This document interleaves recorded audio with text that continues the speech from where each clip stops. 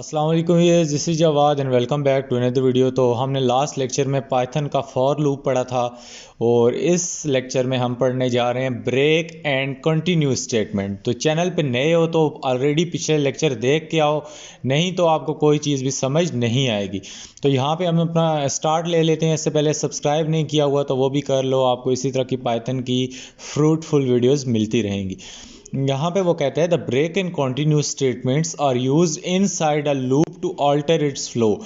यहाँ पे हमारे पास एक ब्रेक स्टेटमेंट होती है, एक कंटिन्यू स्टेटमेंट होती है। ये हम या तो पाइथन में वाइल लूप के अंदर यूज़ कर सकते हैं या फॉर लूप के अंदर यूज़ कर सकते हैं। उसकी जो लूप की क्या होती है, फ्लो होता है, लूप चल रहा होता है, उसको अल्टर करने के लिए। आपने सुना होगा कि फ़लाँ ने अपनी गाड़ी अल्टर करा ली, बाइक अल्टर करा ली। अल्टर का मतलब होता है चेंज करा लेना। लूप के फ्लो को चेंज करने के लिए हम करते हैं। जैसा कि ब्रेक से आपको पता ही है, गाड़ी में हम ब्रेक लगाते हैं तो गाड़ी रुक जाती है अपनी जगह पे, उसका मोशन क्या होता है, टर्मिनेट हो जाता है। इसी तरह लूप भी जब चल रहा होता है तो उसमें जब हम ब्रेक लगाएंगे तो क्या हो जाएगा, लूप भी रुक जाएगा। The break statement terminates the loop immediately when it is encountered। जो ही हमारा लूप चल रहा होता है और हम उसमें ब्रेक स्टेटमेंट यूज़ करते हैं, इसका मतलब है हमने गाड़ी की ब्रेक लगा दी, लूप अपनी जगह पे रुक जाएगा। And the continue statement, continue के मतलब से ही आपको पता है जो चीज़ चल रही है उसको जारी रहने दो। Continue statement allow us to skip statements inside the loop. यहाँ पे हमारे पास वो कंटिन्यू स्टेटमेंट जो यूज़ करेंगे, इसका मतलब है कि स्पेसिफिक स्टेटमेंट्स को हम क्या करना चाहते हैं, स्किप करना चाहते हैं लूप के अंदर, लेकिन लूप को रोकना नहीं चाहते, लूप को कंटिन्यू रखना चाहते हैं। इसके साथ शर्त ये है कि कोई स्टेटमेंट्स हैं जिनको हम स्किप करना चाहते हैं और लूप भी चलना चाहिए, स्टेटमेंट भी स्किप होनी चाहिए। उस केस में हम कंटिन्यू स्टेटमेंट को यूज़ करेंगे। वैसे तो आपको पता है ऑलरेडी लूप चल ही रहा होता है, तो उसको चलाने के लिए हमें किसी मोटर की ज़रूरत नहीं पड़ती। तो यहाँ पे अगर हमने कोई स्टेटमेंट स्किप करानी है और ये भी देखना है कि लूप चल रहा हो तो ये यूज़ करेंगे। Let's see how break is used and then we move to continue. सबसे पहले ब्रेक पढ़ लेते हैं और फिर कंटिन्यू पे जाएंगे। जिस तरह यहाँ पे वो कहते हैं some time we need to end a loop immediately in the middle, such cases break statement is use. कभी कभी जिस तरह इमरजेंसी में गाड़ी में आप जा रहे होते हो, आगे कोई बंदा आ जाए तो इमरजेंसी ब्रेक्स आपको लगानी पड़ती हैं। इसी तरह हमें कई बार लूप को जगह पे रोकना चाहिए पड़ जाता है, कोई मजबूरी हो सकती है। The break statement terminates the loop immediately, वही बातें लिखी हैं। इस तरह आप यहाँ पे एग्जांपल देख सकते हो, जिस तरह उसने यूज़ किया फॉर, हमने फॉर लूप लिया, उसके अंदर टेम्प्रेरी वेरिएबल ले लिया, उसकी रेंज क्या दे दी, 1 से लेकर 6 तक। इसका मतलब है 1 इंक्लूडेड है और 6 इंक्लूडेड नहीं है। प्रिंट करा दिया हमने आई को, तो यहाँ पे हमारे पास 1 से लेकर 5 तक प्रिंट होगा, लेकिन हमने इसके नीचे ब्रेक लगा दी। प्रिंट हमने कहा कि आई करो, इसने हमें 5 नंबर प्रिंट कराने थे, लेकिन जो ही हमने ब्रेक लगाई, लूप यहाँ से पहली बार चलेगा, 1 प्रिंट कराएगा और उसके बाद क्या होगा, रुक जाएगा। जैसा कि आउटपुट में आप देख सकते हो, 1 प्रिंट करा के वो आउटसाइड ऑफ द लूप जो वैल्यू थी उसने स्टेटमेंट प्रिंट करा दी। तो यूं हम ब्रेक को यूज़ कर सकते हैं। अब आप बोलोगे यहाँ पे हमने ब्रेक क्यों लगाया, फिर लूप की रेंज ही 1 रहने देते। तो आपको समझाने के लिए कि लूप ब्रेक स्टेटमेंट किस तरह यूज़ करती है, सिंपल प्रोग्राम से स्टार्ट ली है। Here the loop should iterate 5 times, यहाँ पे लूप को 5 बार चलना चाहिए था, i = 1 to 5। However after printing 1, break ने उसको क्या कर दिया, एक बार ही चलने दिया, 5 बार चलने के काबिल ही नहीं छोड़ा। In most cases we want to terminate the loop in middle only when specific condition is met, that's why break statement is almost always used inside the if statement. For example हम loop के अंदर if statement use करना चाहते हैं कि आप क्या काम करो, 1 से 5 तक नंबर प्रिंट तो करवाओ, लेकिन अगर number i is equal to 3, यहाँ पे हमारे पास जब 3 नंबर प्रिंट हो उसके बाद ब्रेक कर दो। फॉर एग्जांपल यहाँ पे आप कोई कंडीशन लगाते हैं कि 8 प्रिंट हो तो उसके बाद लूप को रोक दो। तो यहाँ पे देखो हमारे पास आउटपुट में 3 नंबर्स प्रिंट हुए हैं और उसके बाद हमारा लूप टूट चुका है। इसी तरह इसकी आपके पास फ्लो चार्ट भी है, फिगर है एक जिसमें फॉर लूप यूज़ हुआ है। और ये देखो यहाँ पे ब्रेक आया है, तो ब्रेक के बाद डायरेक्टली हमारा लूप 3 की वैल्यू प्रिंट 3 करके डायरेक्टली आउटसाइड द लूप आ जाएगा। जो स्टेटमेंट और लूप के नीचे होंगी उनको प्रिंट कर देगा। क्विज ले लेते हैं ब्रेक स्टेटमेंट का। तो यहाँ पे देखो एक रेंज डिफाइन कर दी है जिसमें 1 से लेकर 5 तक नंबर हैं। इसका मतलब है 4 नंबर प्रिंट होंगे। तो रेंज हमने इफ़ स्टेटमेंट दी है कि 3 तक करते हुए उसको रोक दो। तो इसका क्या आंसर होना चाहिए? 1 1 2 3 1 2 3 4। तो यहाँ पे इसका आंसर 1 2 3 है। ये क्यों नहीं है? यहाँ पे देखो 3 पे आके ब्रेक हो गया नहीं है। तो इसको देख लेते हैं हमारे पास। फिर इसका जो करेक्ट ऑप्शन है ये 1 2 आएगा। 1 2 क्यों आएगा? 1 2 इसलिए आएगा, अभी यहाँ पे आप लोगों को समझने की ज़रूरत है। वही है printed the value of i after the break. Break के बाद हमने प्रिंट की वैल्यू यूज़ की है, 3 पे वो ब्रेक हो जाता है। प्रिंट पहले कराते तो 3 इंक्लूडेड होता है, अब 3 इंक्लूडेड नहीं है। तो हमारा केस नंबर यही वाला इसलिए करेक्ट है क्योंकि यहाँ पे देखो लूप चला और उसकी वैल्यू क्या हुई? आई इज इक्वल टू 1 प्रिंट कराया उसने, आई इज इक्वल टू 2 प्रिंट कराया, 2 तक दे चुका था। 3 की बारी आई तो ब्रेक हो गया और प्रिंट आई कराया। तो इसलिए हमारे पास 2 1 और 2 प्रिंट हो गए। तो यूँ आपके पास जब तक एरर नहीं आएंगे तो आप क्विज़ेज़ में और असाइनमेंट्स में और चैलेंजेस में अच्छा परफॉर्म नहीं कर सकोगे। अब उम्मीद है आप लोगों को ये चीज़ कभी नहीं भूलेगी कि यहाँ पे ये चीज़ जानबूझ के यहाँ पे 3 नहीं प्रिंट होता। लूप ने 3 चीज़ें प्रिंट कराई तो 3 स्टोर नहीं होगा, प्रिंट की वैल्यू 2 तक स्टोर होंगी। तो चलते हैं नेक्स्ट एग्जांपल में ब्रेक स्टेटमेंट की। तो ब्रेक स्टेटमेंट में वो कहता है कि इन वाइल लूप हमने एग्जांपल्स ली थी जिसमें वाइल लूप में हमने सम ऑफ नंबर्स वो कराए थे कि कैलकुलेट।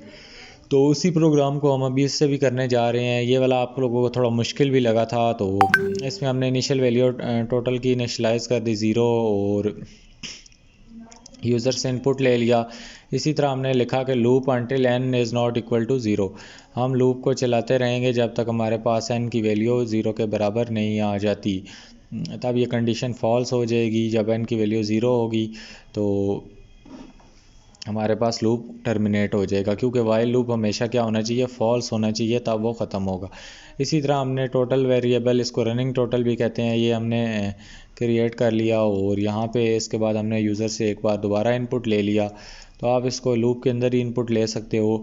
तो बाय द वे हमने क्या काम किया कि इसको दोबारा इनपुट यहाँ से यूज़र से लिया और रिज़ल्ट प्रिंट करा दिया। तो ये हमने प्रोग्राम लास्ट उसमें पढ़ा था। अगर आप लोगों को नहीं पता कि ये क्या हो रहा है तो मैंने समझा दिया था। अभी हम क्या काम करेंगे? Now we will solve the problem but in a bit different way using break. अब हमने क्या काम किया? वाइल को यहाँ पे बूलियन एक्सप्रेशन दे दी कि वाइल क्या हमारे पास ट्रू है। टोटल की वही वैल्यू इनिशियलाइज कर ली। अगर आप सीरीज सीक्वेंस से नहीं आ रहे, आपको नहीं समझ आ रही होगी ये क्या हो रहा है, इसलिए पिछली वीडियोस देख के वाइल लूप वाली यहाँ पे आना है। फिर फॉर लूप वाली देखो, फिर इधर आओ। The condition of loop is always true.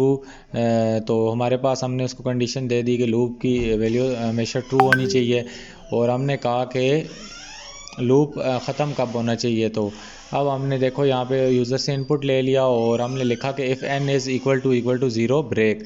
अगर यूज़र 0 एंटर करता है तो हमारा लूप क्या कर दो? ब्रेक कर दो। ये ब्रेक स्टेटमेंट क्या करेगी? ये इफ़ के अंदर ही यूज़ होती है। आप लोगों को लास्ट में भी मैंने बताया इफ़ के अंदर हम यूज़ करते हैं इसको। तो यहाँ पे हमारा जो लूप है वो क्या होगा? ब्रेक हो जाएगा। ब्रेक के आगे कोई सेमीकोलन कोई इधर चीज़ें नहीं यूज़ होती, सिर्फ फंक्शंस के अंदर होती हैं। जिस तरह इफ़ हमारे पास कंट्रोल फ्लो है, इसी तरह हमारे पास वाइल है, इसके आगे ये कॉलन यूज़ होते हैं, फॉर के आगे यूज़ होते हैं। तो ये नीचे वाली चीज़ों में से किसी के आगे आपको एंड पे कॉलन लगाने की ज़रूरत नहीं है। इसी तरह नीचे हमने रनिंग टोटल का वेरिएबल डिफाइन कर दिया कि उसको ये ब्रेक हो गई तो जितने नंबर आए थे उनको टोटल करके टोटल प्लस n कर दो, रिज़ल्ट प्रिंट करा दो। इसी तरह यूज़र जितने नंबर एंटर करेगा एंड पे उनको क्या कर दो? जितने नंबर एंटर किए हैं तो ये नंबर रनिंग टोटल उनको ऐड करता जाएगा आपस में और टोटल में स्टोर करता जाएगा। प्रिंट में जितना भी आखिर में टोटल बनेगा 8.5 यहाँ पे बना है तो वो दे देगा। ये आपको मैंने सारा बताया हुआ है, ये किस तरह इसको प्लस करेगा, ये चीज़ें आपको क्लियर हो गई होंगी पिछले प्रोग्राम से। यहाँ पे सिर्फ हमने यहाँ पे वाइल की कंडीशन की जगह डायरेक्ट यहाँ पे इसको ट्रू दे दिया। वहाँ पे हमने वाइल को फॉल्स कराना होता है तो इसको हमने फॉल्स कराने के लिए नीचे ब्रेक दे दी। तो here the condition of the loop is always true, the only way to terminate the loop is break. यहाँ पे देखो कंडीशन तो वाइल लूप में मैंने बताया फॉल्स होनी चाहिए, यहाँ पे ट्रू है। तो अब लूप ख़त्म किस तरह होगा? ये तो चलता रहेगा। तो यहाँ पे इसको ख़त्म करने के लिए हमने क्या किया, ब्रेक स्टेटमेंट यूज़ कर ली। बस इतना सा फ़र्क है, बाकी सारा प्रोग्राम वही पिछली वीडियो वाला है। Here the condition of loop is always true, the only way to terminate is break. If user enter 0, तो 0 एंटर करेगा तो क्या होगा, लूप ब्रेक हो जाएगा। However, if user enter any other number, it is added to total and total is printed outside the loop। तो कोई और नंबर यूज़र एंटर करता है तो वो ये आउटपुट आप देख सकते हो, ये क्या होगा, ऐड होके फाइनल हमारे पास रिजल्ट बन जाएगा। अब ब्रेक स्टेटमेंट का एक चैलेंज आ गया डेफिनेटली। अब ब्रेक स्टेटमेंट पढ़ी है तो चैलेंज के बगैर आपको किस तरह समझ आएगी। तो यहाँ पे इसने लंबा चौड़ा सा प्रोग्राम लिख दिया है जिसमें वो कहता है create a program to calculate the sum of integer entered by user. वही वाला पीछे से आपने वीडियो गौर से देखी होगी तो ये प्रोग्राम कर सकोगे, अदरवाइज़ यहाँ से ही पीछे पलट जाओ और उसको एक बार दोबारा रिपीट करके देख लो। तो यहाँ पे एक प्रोग्राम है जो sum of integer enter by user है। तो यूज़र अगर क्या करता है, ज़ीरो या नेगेटिव इंटीजर एंटर करता है, यहाँ पे ज़ीरो के साथ साथ नेगेटिव इंटीजर भी आ गया। लूप को हमने क्या करना है, टर्मिनेट करना है और सम क्रिएट करना है। इसी तरह हमने एक वेरिएबल ले लेना है टोटल का, जिसको वैल्यू 0 देनी है। ऑलरेडी ये आप लोग प्रोग्राम कर चुके हो, कोई नई चीज़ नहीं है। वाइल को ट्रू की कंडीशन दे देनी है और यूज़र एंटर करेगा तो उसको ब्रेक कर देना है। इसी तरह आपने रनिंग टोटल का एक वेरिएबल दे देना है कि उसमें आप एडिशन करते जाओ। तो यहाँ पे मैं क्या काम करता हूँ, यूज़र इधर कंडीशन यही है कि 0 और वो एंटर करेगा। तो यहाँ पे हमारे पास ये चीज़ें क्लियर होती जा रही हैं। देखो हमने टोटल का वेरिएबल यहाँ पे डिक्लेयर करा दिया और उसके बाद यहाँ पे हमने क्या काम किया, वाइल लूप को एक ट्रू की कंडीशन दे दी। ट्रू का टी कैपिटल होगा, ये आपको पहले लेक्चर से मैं बता रहा हूँ जब बूलियन पढ़ाया था। यहाँ पे आप ये एरर नहीं करना, ट्रू का टी स्मॉल डाल दो।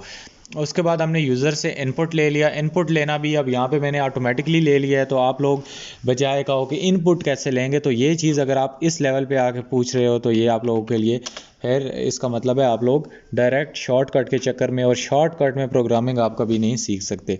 हम यहाँ पे कर देते हैं एंटर दी नंबर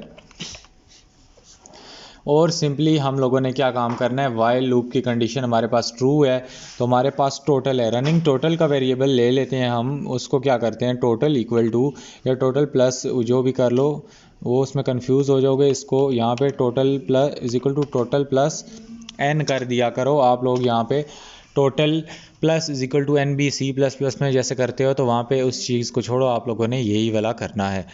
तो यहाँ पे प्रिंट है, सिंपली हम अपने प्रोग्राम को रन कर लेते हैं और यहाँ पे देखते हैं आपसे वो नीचे इनपुट मांगेगा, आपने उसको ये इनपुट देनी है जो टेस्ट इनपुट आप लोगों को नीचे प्रोग्राम में दिखाई थी।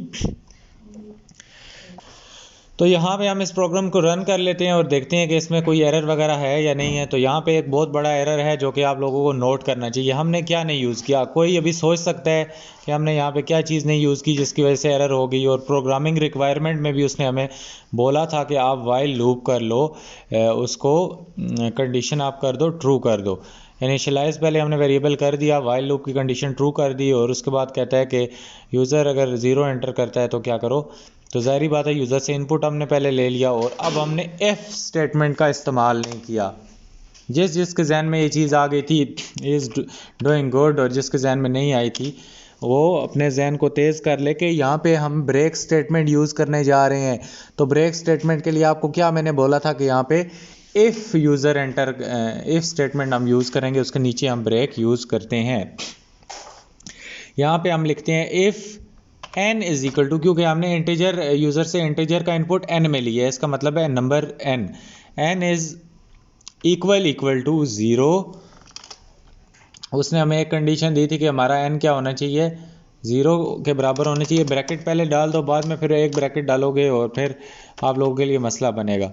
तो ब्रैकेट गुड प्रोग्रामिंग प्रैक्टिस यही है कि ब्रैकेट पहले डाला करो। यहाँ पे हम डालते हैं, वो कहता है कि हमारा 0 एंटर करे यूज़र या नेगेटिव नंबर, और n इज़ क्या होगा, ग्रेटर देन होगा लेस देन होगा। ज़रा सोचो, n इज़ लेस देन 0, 0 से जो भी छोटा नंबर होगा वो क्या होता है, नेगेटिव।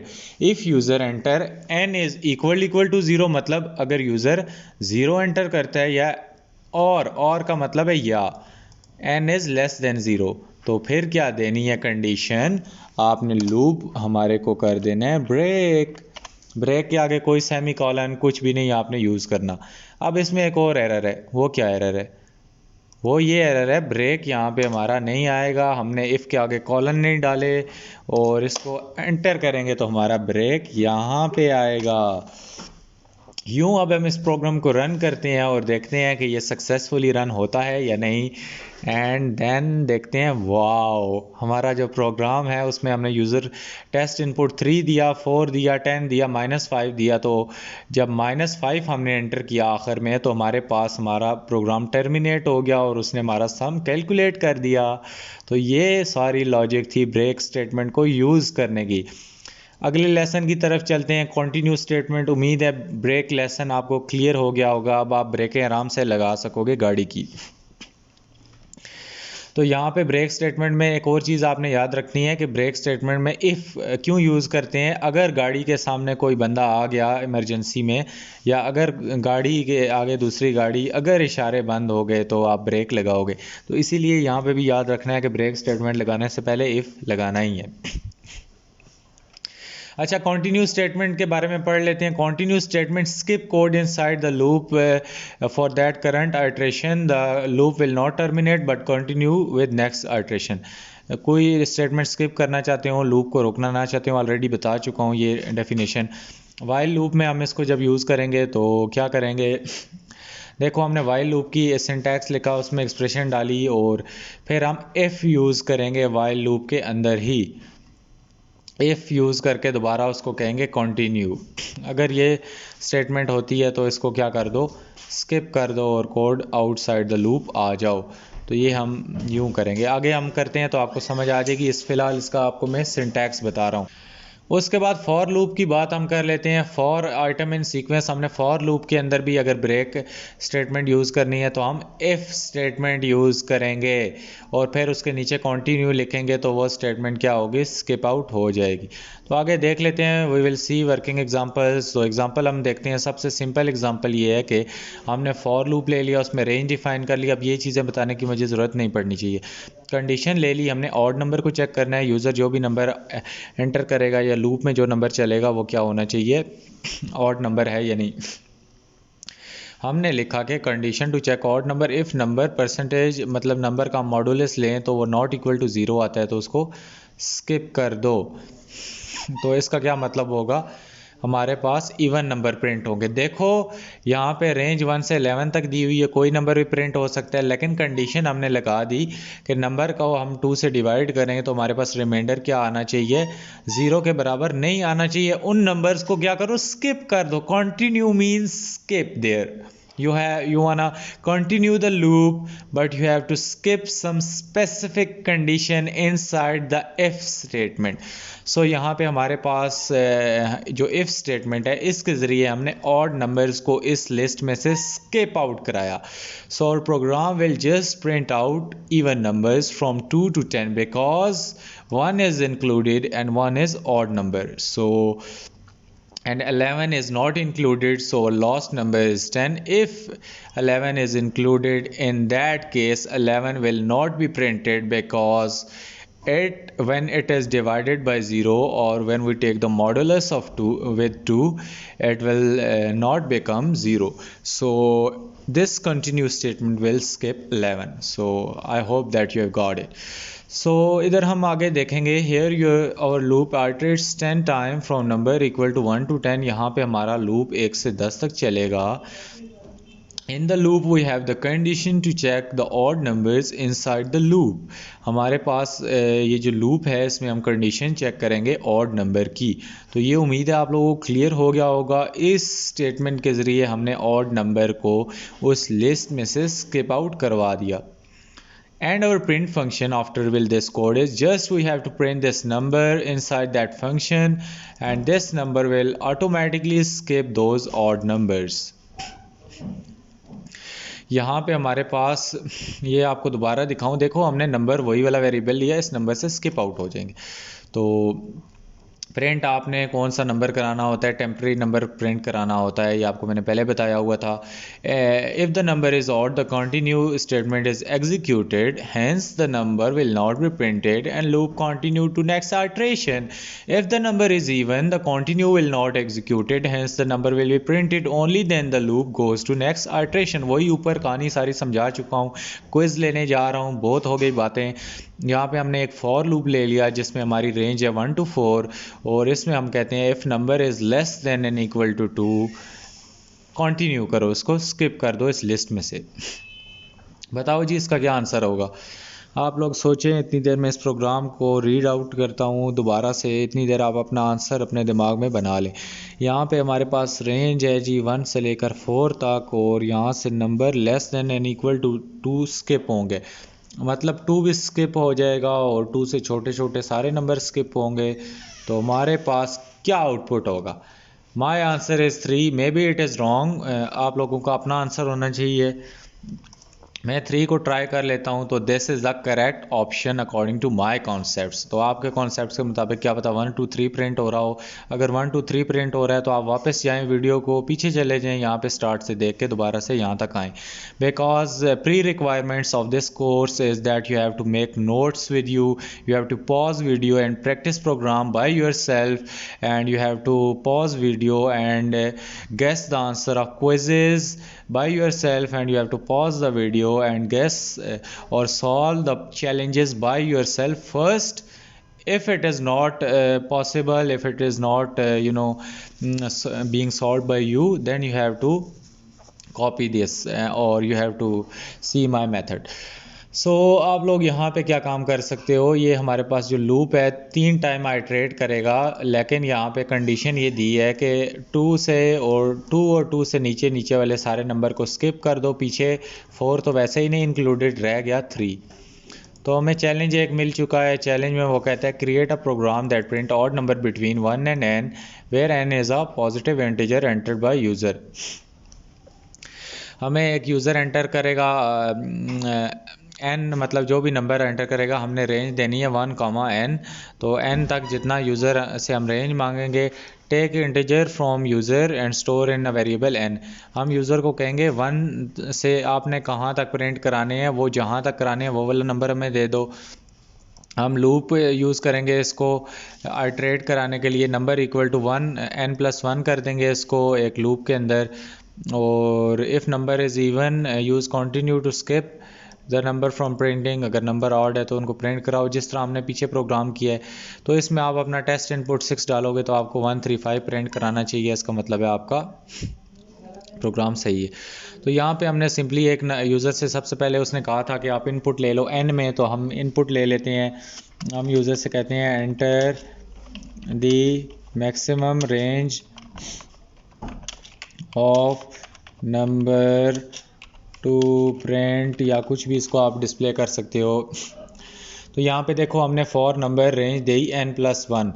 क्यों n+1 दी? क्योंकि यूज़र यहाँ पे n, तो मैंने आपको बताया था 1 की कॉमा रेंज n होगी। +1 क्यों किया, ये मैंने आपको एक और वीडियो में भी लॉजिक समझाई थी। ये +1 क्यों होता है, इसलिए होता है यूज़र ने यहाँ पे दिया 10 कि मुझे 10 तक वैल्यूज़ प्रिंट चाहिए, और आपको पता है 10 यहाँ पे लास्ट वैल्यू इसकी प्रिंट होती ही नहीं है।